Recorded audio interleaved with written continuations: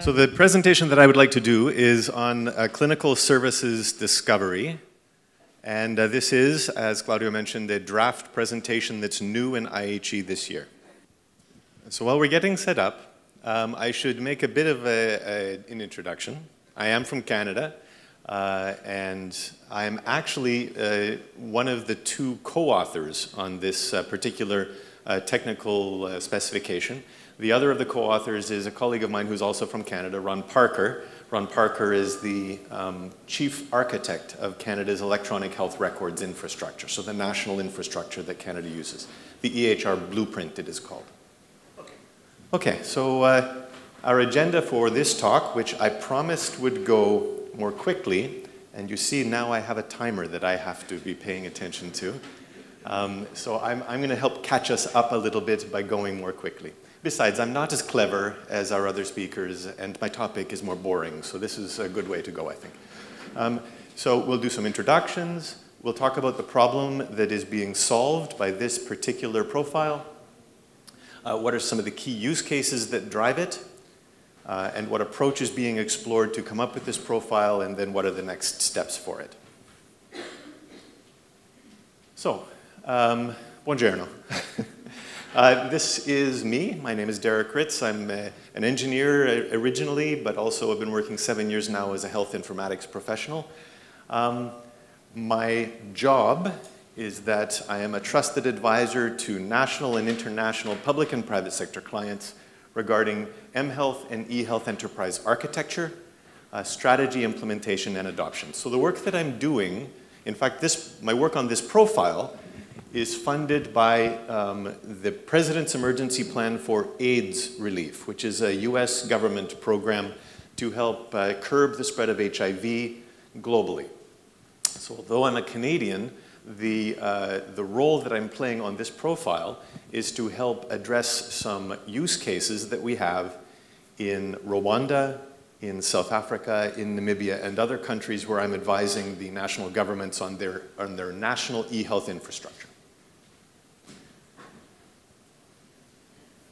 So, clinical services discovery. What is clinical services discovery? And it actually is, its role is to help us find what, who, when, and where. So what services are being offered?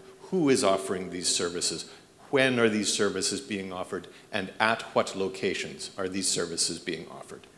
And what is important is that it allows us to do a query that can then be grouped or sorted or collated by proximity to a particular geographic location and time. When is the soonest available opportunity to provide a particular service? So it plays a fairly important role for us. And I'm going to go through some use cases. So one of the use cases is for maternal care in rural Rwanda. So the use case development, we write stories. So unlike the very clever people that have been giving very technical conversations with you, I'm going to be a storyteller with you. So this story is about a young woman named Mosa. And Mosa is pregnant. She lives in a rural village. In the rural villages in sub-Saharan Africa, they don't typically have clinicians. They have community health workers. A community health worker would have very light training, 2 weeks, 3 weeks. They can take temperature, blood pressure, but their role is not to provide care. It's to raise the flag when care is needed. So they're doing management of care in the village, and it's called task shifting. It's a way to forgive the fact that in these contexts, we don't have enough clinicians. We have 1/10 as many clinicians per 100 as they have in Italy, for instance. So Grace is doing an antenatal care visit with young Mosa. She's taking some readings, her blood pressure, her temperature. We find that Mosa's blood pressure is high, and so Grace is going to refer Mosa to a clinic. Now, we need to know where is the closest clinic, because Mosa is walking to this clinic. There's no bus to catch, there's no car that she has. So we're looking for the closest clinic, and we want to know when is the next day that they're offering maternal care services, because they don't offer it every day at these clinics. So Mosa should see the nurse, and Grace is using a very rudimentary mobile phone. This is not a BlackBerry. This is not an iPhone. This is a very old, very basic phone that no self-respecting Italian teenage girl would want to be seen dead with. This is a really not great phone, but they're able to use these phones as computing devices because they're in a mobile network area, and this is the computer they have, and so they're using SMS messages to send this information, and Grace will get an SMS message back saying Mosa's blood pressure is high, refer her to this clinic on this day because that's the closest one, and that's the next day that maternal care services are offered there. So let's move now from sub-Saharan Africa, and let's look at a workflow that could happen in Toronto, that could happen in San Francisco, it could happen in Treviso. So now we're going to follow a character named David Lambert. I guess that's not a very good Italian name. David Lambertini. So David Lambert, he's seeing his family doctor. He has a knee injury. Dr. Black diagnoses that he has a torn ACL. So he wants to refer David to an orthopedic surgeon. So now Dr. Black is using his electronic medical record system. He's making a query that's using this service, the profile that we're writing. The query is looking for orthopedic surgeons that are close to David's house and looking for the first available time slot where we could perhaps do a referral for David to have an orthopedic surgeon look at his knee. So, just so everybody knows, this profile is still under construction. So I'm not going to, unlike some of the profiles that have been used for years, this profile is brand new, it's not been used yet. So we're developing the profile. It will have its first Connectathon in January of 2014. So you know, it's under construction. All right, so clinical services discovery. How will it work? Well, the approach for this has been informed by some work that's being done by the Object Management Group, OMG. They have a team in Australia that is developing their new specification for health services, ServD it's called, Services Directory. And this project has been underway for some number of years. They're using it in Australia, so they have been using it now for, I think, 6 years, 7 years maybe, and it is used to discover where services are being offered nationally now, all across Australia. So that is one of the things that is informing how we're developing this profile. The other is an IHE profile. So we're looking at the Health Provider Directory profile, and both of these are informing how we're going to move forward. The other thing, because we're looking for available time slots, is we're going to leverage iCalendar, which is how Google Calendar works. It's how Microsoft Outlook works. It's the way that you send information about time slots.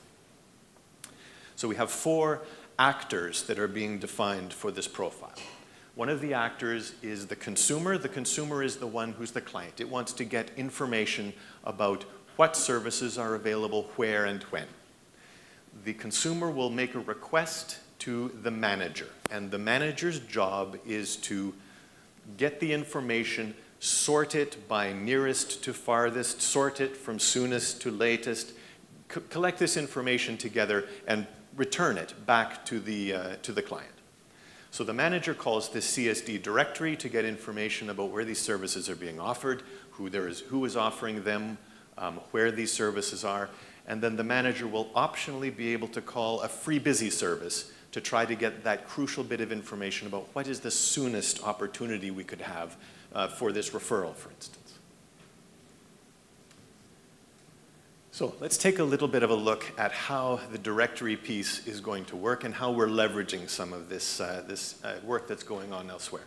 Okay, so I said that I'm not as technical or as smart as my other colleagues, so I put a great big UML diagram on there, and that's going to help nobody. So let's just move forward and say, how would I translate this into things I do understand? So we're going to define a hierarchy. We'll have a top-level organization. It could be a care delivery network that has many facilities, for instance. We will then say that each of these facilities, each of these sites of care is under the umbrella of the top-level organization. It's good? Good.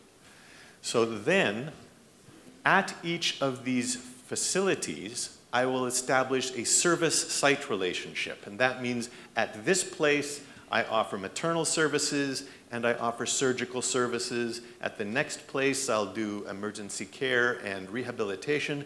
At the next place, I'll do diagnostic services such as x-rays. So I take and I start to establish relationships between the specific services, and I use coded values so that I can search by these. And I associate them with the places where these services are available. Then I define a way to say, okay, I have providers. I have unique identifiers for my doctors, my nurses, my specialists.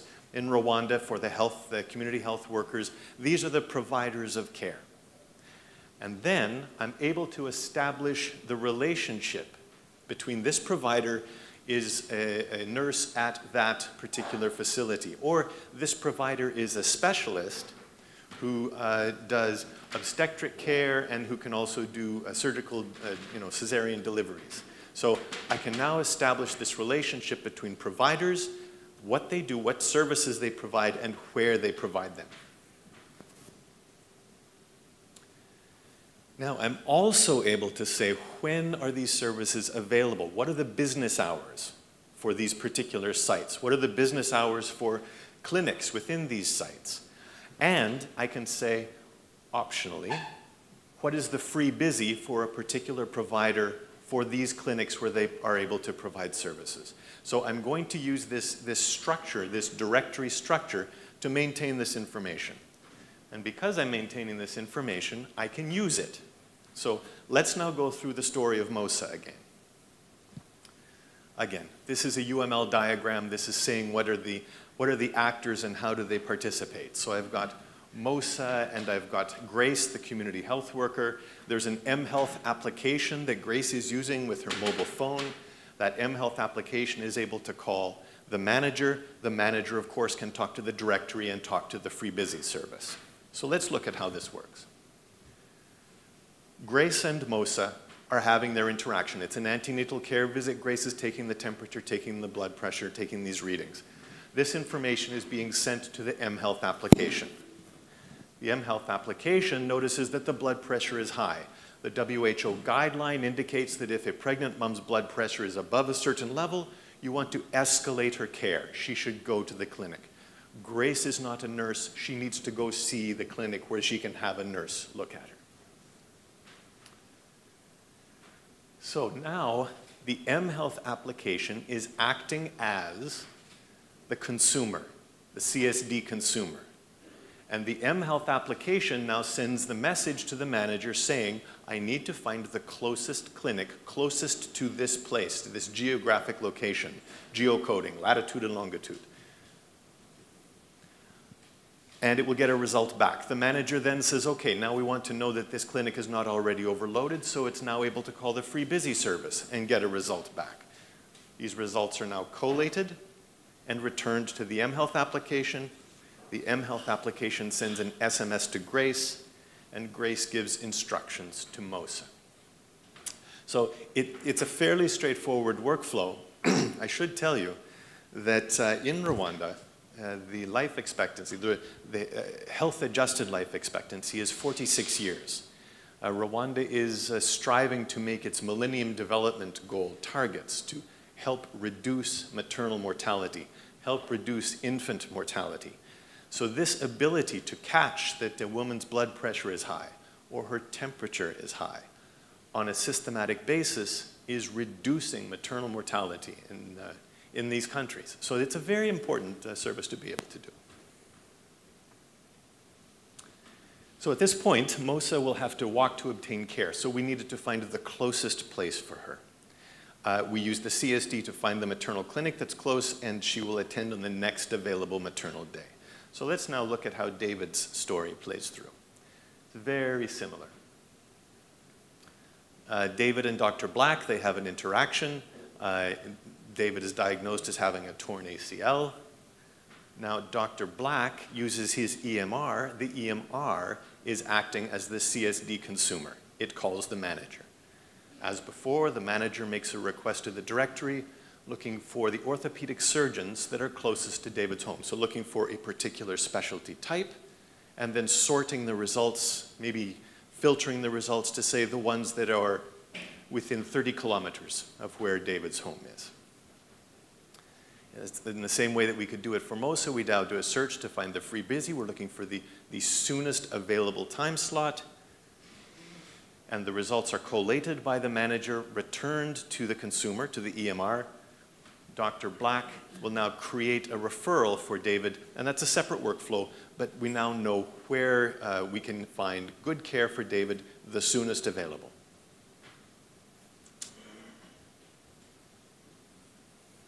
Which is what I just said. Okay, so where are we going to go next? How does this work item proceed from here? We're finishing the drafting of part one. Part one of one of these IHE profiles is to describe the workflows, describe the use cases, and then we start to, we go to public comment for this. So this will be going to public comment in the next week or two. We incorporate the public comment. We then draft the part two, and in part two we start to speak about the XML and SOAP envelopes, how we use the LDAP services, the standards that are being employed. So the whole conversation that's going to happen between all of these different players, all of these different actors. At that point, when we finish the full specification, again, it goes to public comment.